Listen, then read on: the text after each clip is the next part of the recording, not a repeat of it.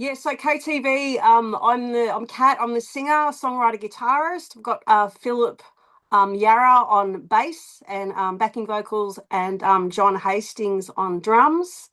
That's the current lineup.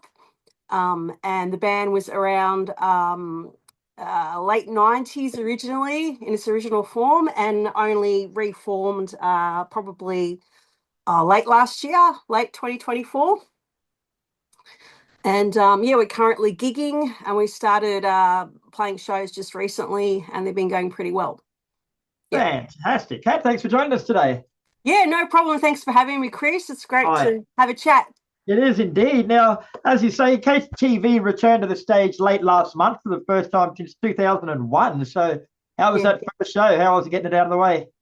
Yeah, it was good. It was a little bit nerve-wracking, I Yeah. guess. I mean, we've all been in a lot of other bands as well, but in between. But yeah, KTV was a band that did pretty well back in the day. So it was great to kind of bring back some of the old songs and stuff like that.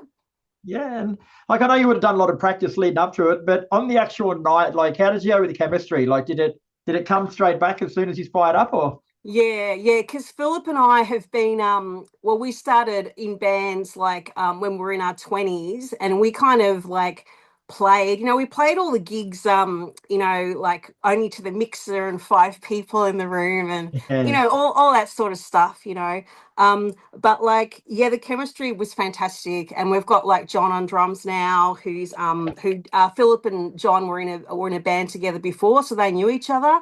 And yeah, it's just a lot of fun, and it's like going home, I suppose.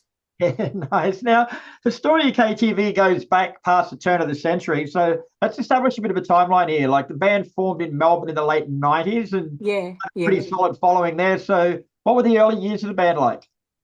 Well, we were around the time when Killing Heidi had their Reflector album out, and it was number one. They were the number one band in Australia. Back when bands were actually number one in Australia. Yes, You I know what I do. mean? Like that was great days, because that unfortunately doesn't happen anymore. Um anyway, so yeah, we got to support them at the Prince of Wales, and that was like a really huge show for us. We also there was a competition that the Push put on, Push Play Record. We won that as well, and we did like profile gigs with Deborah Conway, Vika and Linda, in front of like I don't know, thousands of people at the Arts Centre. Like there was some really really big shows, and we played with some of our heroes as well, Magic Dirt, Mola, other Kisschasy, other bands like that were doing stuff at the time. So yeah, like we did well at the time, definitely. And the scene was amazing back then. It was a lot different, wasn't it? Yeah, yeah, Yeah. yeah. Isn't it amazing though? Like pretty much every one of those bands you just mentioned then, they're still going. So it's like it shows that the old school music, like nothing against the new music coming out at all, but the old school rock sensibilities of Australian bands is probably stronger than anywhere in the world. Yeah, totally. I reckon it is. And yeah, I mean, Amel's obviously doing really well overseas, and that's fantastic for them, because I mean they used to play, the bendy back in the old days and started out here and everything, and they've become massive. I just wish it would happen to more bands. Yeah. I think well with the future coming up, I think it will. We're starting to get noticed on more of a global stage, I think. Yeah, I reckon too. Yeah. Yeah, nice. So you guys broke up again, or broke up in 2001 after numerous lineup changes at Yeah. that stage. So was it planned to be a permanent separation, or was it all left open for the possibility one day? Well, at the time, it kind of seemed like it was done, and we all went on and did different projects and stuff. So it was really just, yeah, I kind of didn't expect it to reform. I guess it was kind of the band that I had done. I don't know. So I suppose I had the most success in, and as I've been a musician for quite a long time, you kind of always look back and look at your biggest success and wonder why you haven't achieved it again, I suppose. But we had an opportunity because we were put on a compilation CD for Sound as Ever, and our demo track was picked up, and there was a bit of interest in the band. So, and I was in between bands at the time, so it kind of made sense to a few people in the industry told me, yeah, put it back together. This is a great time to do it. So yeah, we Why not? did. You didn't. You mentioned that compilation track, like it was an old demo of your song High Street, and it was Yeah, included on a compilation of the of lost 90s indie songs, I guess it was. So that led to increased, like, people would listen to the band again. But did that come as a shock to you? Like, you would have obviously known it was going on the compilation, but when it was received so well and touched so many people, was that a bit of a shock? Yeah, yeah, it was really good because it really like it never made. We had two EPs out initially, and it never made for some reason any of the EPs. And I re-listened to it, and I was like, I don't know why, what happened, you know. And they remastered it, so it sort of sounds better than the original. And it was great to sort of hear it again, and yeah, it was like a real buzz because I didn't really think that track was ever gonna, do anything. So it was great to kind of have it out there. Yeah. And was it an easy decision to reform, or did there have to be a few behind the scenes conversations go on? Well, we did sort of reform late last year with another drummer, but which was an original member of KTV as well as Philip is, but he's in a lot of tribute bands and he's really busy. He's a full-time muso doing that.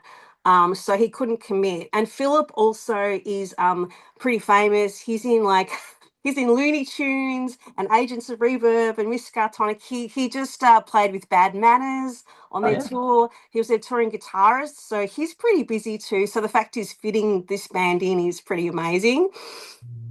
He's Yeah, good. so Nice. Now, I know you guys have all been in other bands in the meantime, but the music scene would have changed considerably over the 25 years that this band was away. So was it an adjustment trying to slide this band back into the music machine again?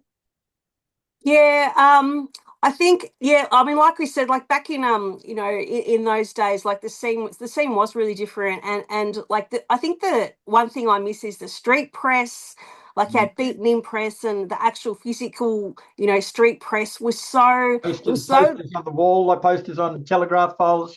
I used to yeah, love those yeah, days. yeah. And they were so supportive of indie bands. Like, it didn't have to be really big. Like, they would put your photo in or review your single and stuff like that. And I just feel like since it's gone digital, like, it's really just, there's just nothing really out there. And unless you're like already really well known, like, it's really hard to kind of get your name out there. I mean, so yeah, it's a lot harder work. Like for bands starting out these days, like it's just yeah, they just don't know how great it used to be. No, no, it doesn't. And did you have, like, before you made it official, like, did you have any discussions about the direction the band was going to take in, or was it just a given that you were going to keep going the same way you were? Yeah, I think so. Like there was a lot of material because the band kind of, only went for about 4 years or so. And there was a few different lineup changes, but there was a lot of songs, a lot of songs being written at the time and a lot of different material that we kind of could pick and choose. So at the moment we've got a set of, I don't know, like 12, 11, whatever songs. But there's so many others that we can kind of pick and choose from when we, want to work on anything else. And plus, there's new songs being written as well. So yeah. I believe you're actually planning to head into the studio shortly to record some of that. Yeah, there's a song of ours that was released in like the previous band Philip and I were in actually. It's called Melt, and it always had a really great response. Our friends always really loved it and commented on it, but it was kind of like it was on an album that was like it sounded more like a demo, like it didn't have that great sort of production sound. So we want to get it out there the way it should be. So we're gonna record that hopefully soon and release it as our sort of first comeback single. Yeah. Nice. And is it just a single plan for this stage, or you plan on doing a bit more?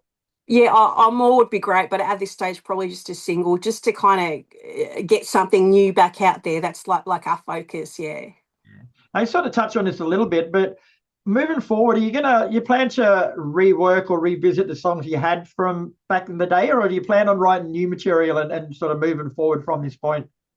I think it's going to be a bit of both because, because we had two EPs, and I don't think there might be one song that we're doing from those EPs. So there's a lot of songs, and also because John's kind of new, the drummer, he's kind of new to this, so he's kind of great in that. Like we're going to ask him like what stands out to you on these EPs because we're too close to the songs, and he might say, "Look, this sounds really good," because he's got like a fresh pair of ears, so that sort of really works too. So I think a bit of both, old stuff and new stuff combined, I reckon. Yeah. And what's the sound going to be like for those who aren't familiar with KTV? Well, it's basically 90s inspired. So it's kind of like, I mean, I'd say pop punk, but it's not really pop punk. Like it's kind of indie punk, bit of grunge, like and a 90s kind of sound. I mean, a while ago, I got told that the stuff I write's a bit similar to the Breeders. Okay. Yeah, so Compliment. you think about like the Breeders and like I don't know, but Blondie, I mean stuff like that, but then also more current stuff. So it's a bit difficult to kind of like narrow it down. But I mean it's melodic and it's kind of got grungy guitars and stuff. So yeah, I mean a lot of people seem to like it, so that's good. Good. And I think your timing is perfect too, because the music that you would have been making back around the turn of the century is actually starting to come back in now. So it's not, it's not going to sound outdated when you start doing it again. Yeah. Because my daughter's 12 and she loves Olivia Rodrigo, and I Yes, was I so remember rapt that. when she took the Breeders on tour, which I thought was so cool. And her young audience became fans of the Breeders because she's really into that sort of music, and she just got Robert Smith and Weezer Oh, nice. on played Glastonbury and Reading, I think, got them on stage, and like I thought that was really cool. So it just shows that younger artists coming up are like, yeah, they're really big fans of stuff from back then. It's great. Yeah, it is indeed. Now, you mentioned the comeback gig that you played last month, but I believe Yeah. you got a couple more gigs coming up. Yeah, we do. Our next gig is at the Last Chance Rock and Roll Bar. We're playing there on September the 6th. So that's a Saturday and that's a matinee. So we've got Absalom and Jess Shreds playing with us.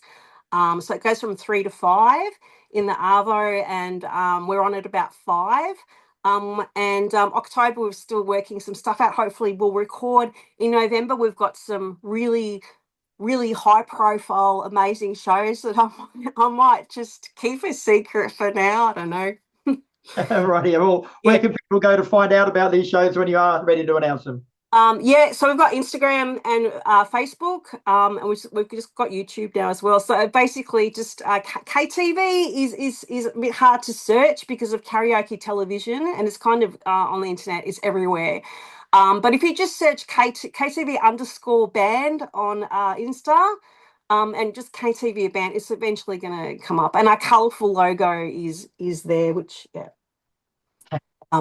Right I was here. going to show you, but I'd have to get up. You don't So know I where it is, don't. do you?